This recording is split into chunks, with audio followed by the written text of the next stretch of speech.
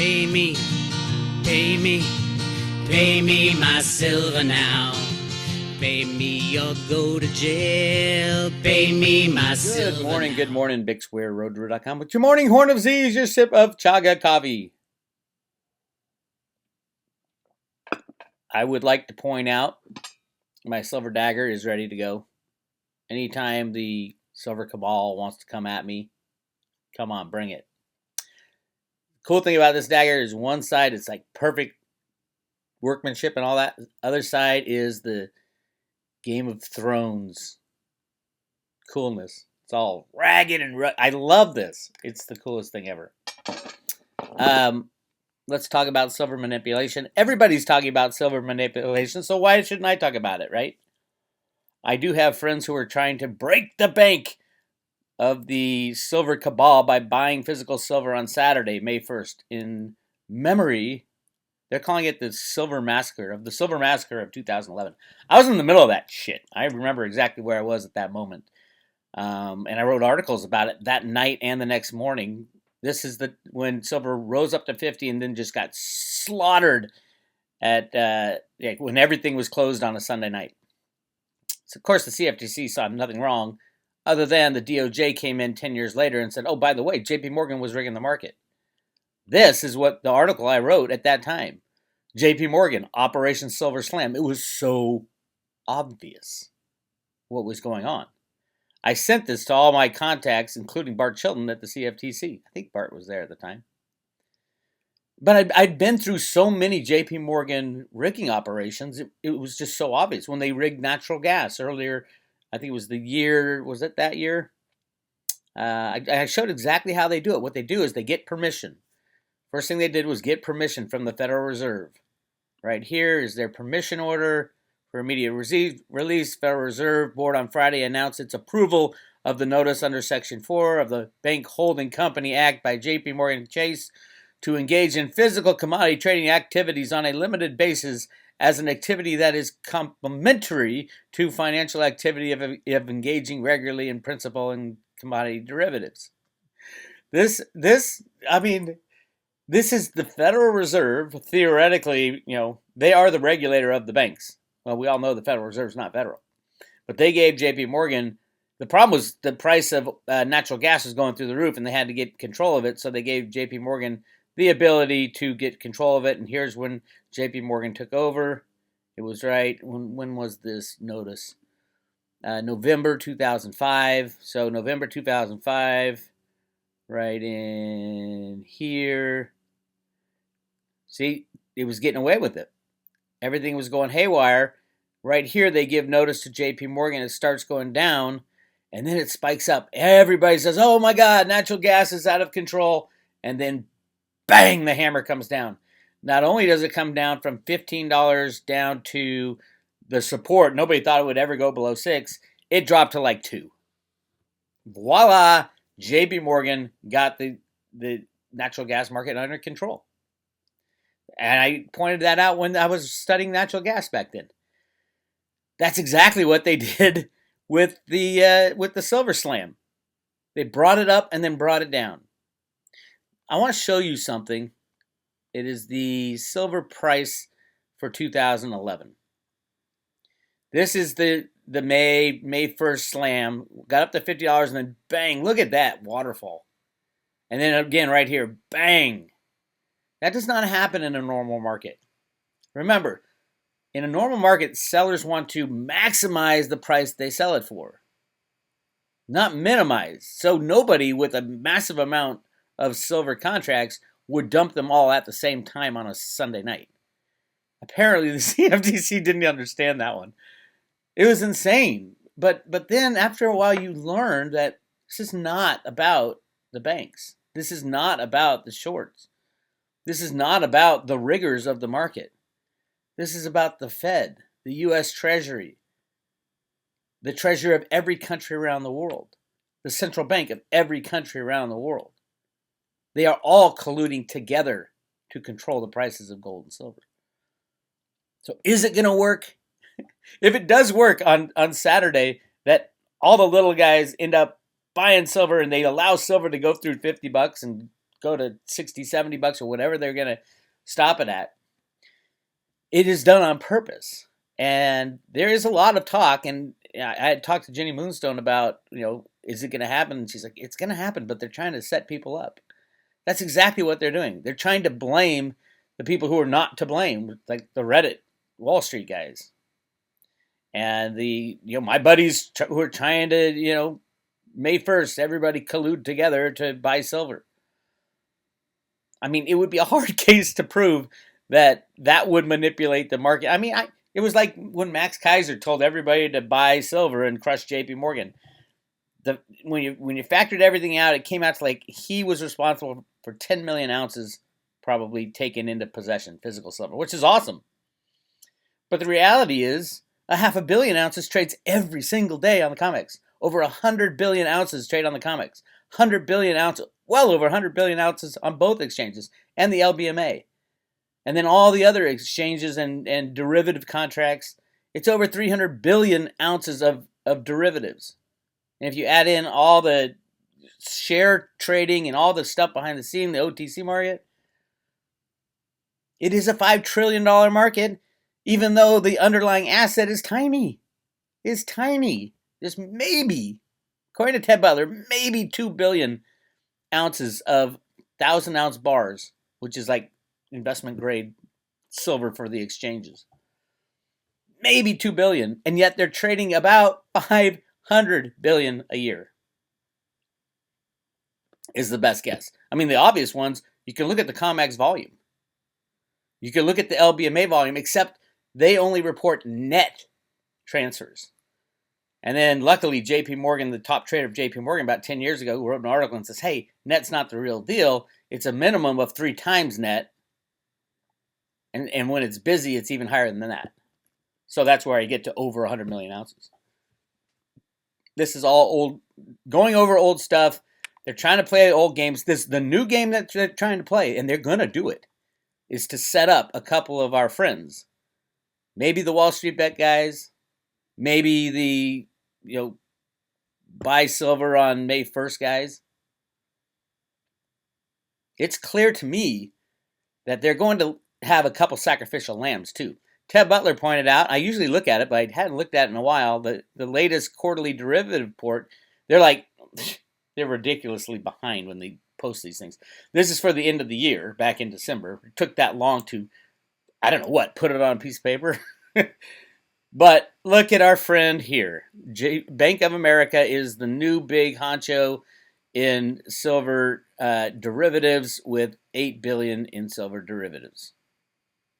$8 billion. Why does a bank who literally very rarely trades in the gold and silver markets all of a sudden show up with $8 billion in derivatives? It's because of the leasing.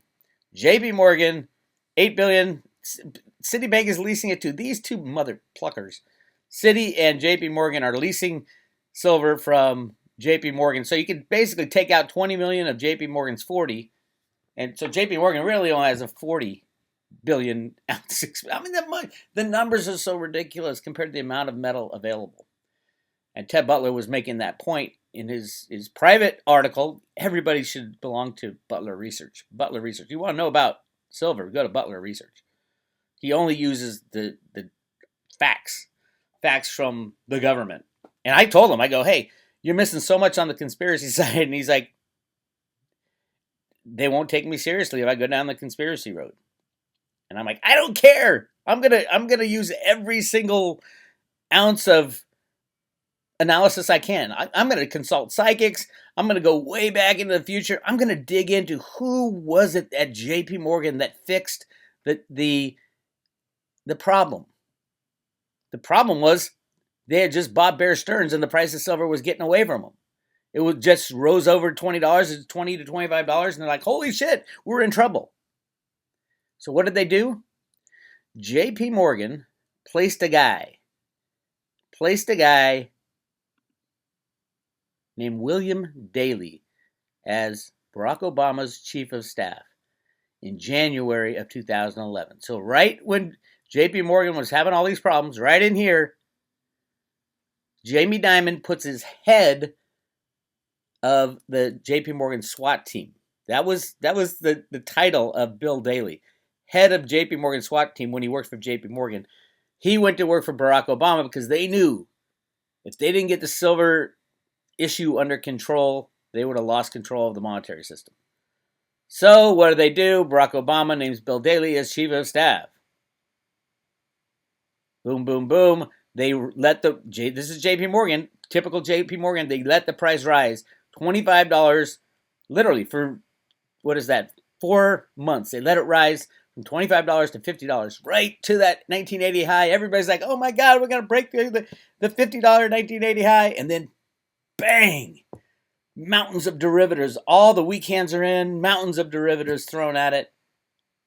I think it was 2 billion ounce equivalent of COMEX contracts traded on that day. Now, back then, that was a lot. Now it's nothing. We do that when we sneeze. And then, boom, again right here.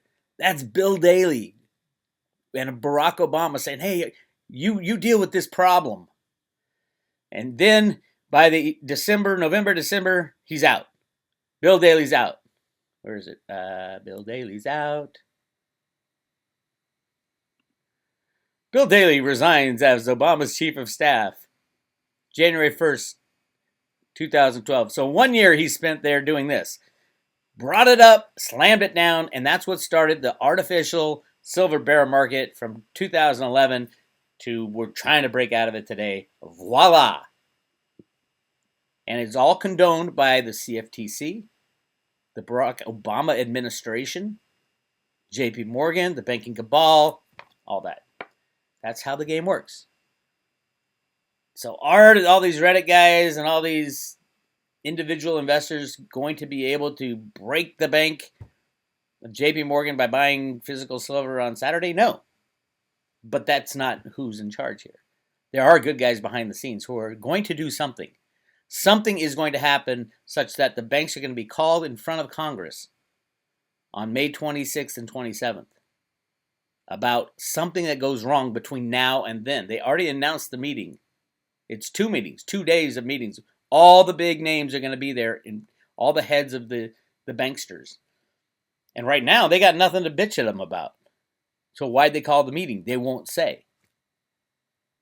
So between now and then, something's going to happen. Now, the banksters want to blame Wall Street Bets.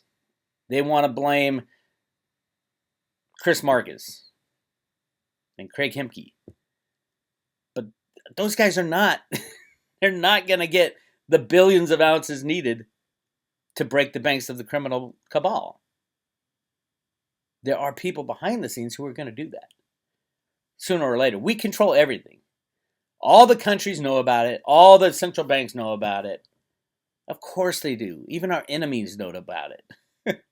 How hard would it be for Venezuela to buy $1 billion worth of silver and destroy the banking cabal? It'd be pretty easy. They can scrap up $1 billion. They'd probably have it in Bitcoin, truthfully. So everybody's in on the game. If you don't play by the game, you get suicided or you get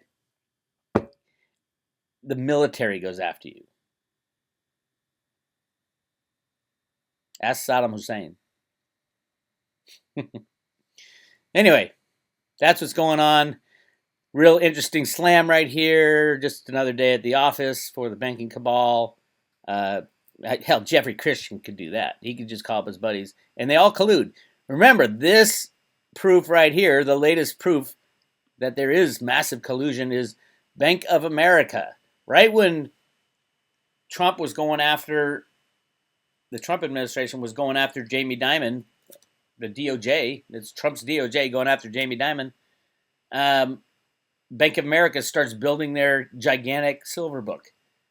Why? Because they're passing the torch. They all talk amongst each other, which is illegal. That's where they got the RICO charges. Did anything happen? No. $982 million fine for JP Morgan was a slap on the wrist. JP Morgan controls the vast majority of all the inventories of silver. And yet they were caught and fined the largest commodity rigging operation in human history. And the CFTC allows them to continue on forward. With one caveat, they can't do it again. That was part of the agreement. They can't do it again. So what did they do? Da, da, da, da, da, da, da, da. There they are. Bank of America is taking over that role. I think Bank of America will be the fall guy, along with Citibank. They'll both be there at those meetings. These are silver leases. $20 billion worth of silver leases. How much is $20 billion worth? I mean, gold, that's nothing. But silver, that's a nice chunk of money. Let's see. 20 divided by, what's the price of silver? 25? That's 800 million ounces of silver leases. No, it's 80 million ounces. It's not 800. Wait, hold on. Now I gotta do the real math. 20 billion. 800 million.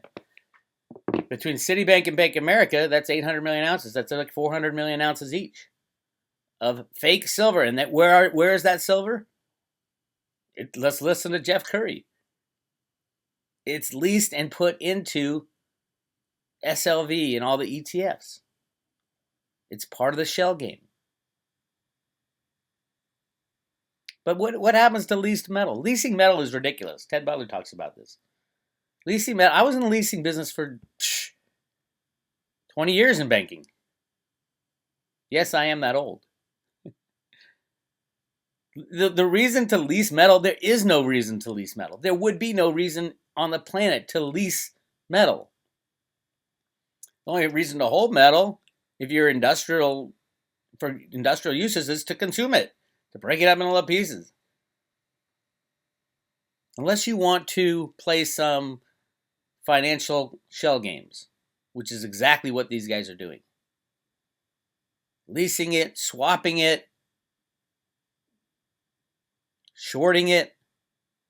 It is a mess, and it's going to end in tears, and it looks like Bank of America and Citibank are the sacrificial lambs that will be thrown to the slaughter on May 26th and 27th. So they can continue their game. We'll find out. The sacrificial lamb thing came from Jenny Moonstone in her reading last week. We're going to be talking about it today. We're also going to be talking about that new White Dove coin. I don't see where that coin would be good. I mean, Michelle White Dove is an amazing psychic. I'm looking at that coin. I go, where's the white paper? Maybe I'm just missing it. And I look at the owners. I'm like, do I trust these guys, these kids? No. So it's kind of like when Theta came out. I didn't know anything about it. I didn't buy it on White Dove's recommend. It went, she has a lot of followers, so it went up right away, which this coin has. I don't know if she's released it, so I'm not going to say the name, but Jenny and I are going to talk about it today and get her read on it. And then it fell back down. It fell 75% because nobody knew what it was. And when we did the homework, oh yeah, now we get it. Well, this is really opaque. They're giving away 35% of the coins in the first year. It sounds like a money grab. I don't know. But, I trust Michelle is not being dishonest, but I can't make a recommendation to invest anything based solely on what a psychic says. So I'm going to talk to another psychic. She's intuitive. We'll get the tarot cards out on this one, and get Jenny's take. And she's got a really good take on cryptos, especially when it relates to deep state held cryptos versus the good guys cryptos. And I have a feeling that this new one that Michelle has is more deep state. And Michelle doesn't differentiate that stuff at all. I mean, she loves XRP because Spirit told her. I hate XRP because I know who's involved. So, yeah, that's coming up. So we're talking today. We'll be posting it tomorrow. As far as Theta, oh my God, get your Theta fast. One reason to buy Theta now. The Bix Weir Theta Girl song will be released shortly. It's already up and loaded on my my Theta TV page. It'll be on Theta TV. I'll let you guys know on YouTube. It'll be on Theta TV. It's a very fun song. Josh did an amazing job with the video, and that will go out shortly. I think I'm going to coincide it with Tom Brady saying, my new NFT company called Autograph is going to be using the Theta network. And everybody says, oh my God, what's Theta? I love Tom Brady. Yeah, so that's where I was. What else? I had another thing. Rob Kint's awesome video. Awesome video here.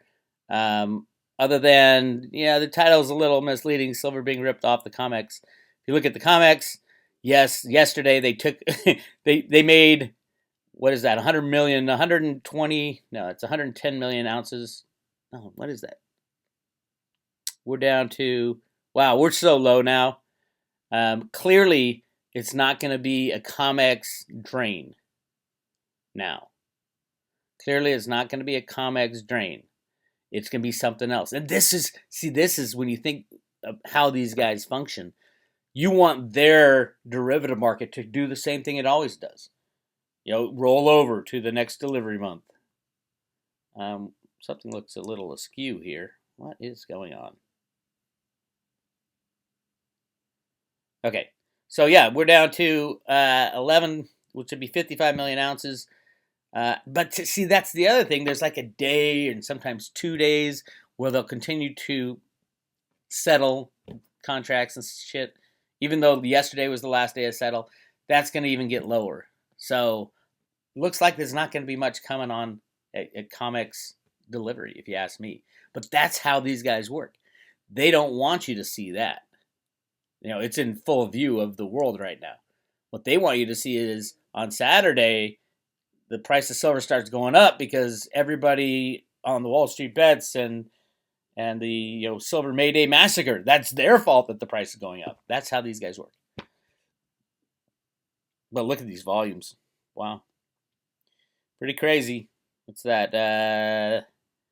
That is, off the top of my head, 650 million ounces of electronic fraud traded yesterday.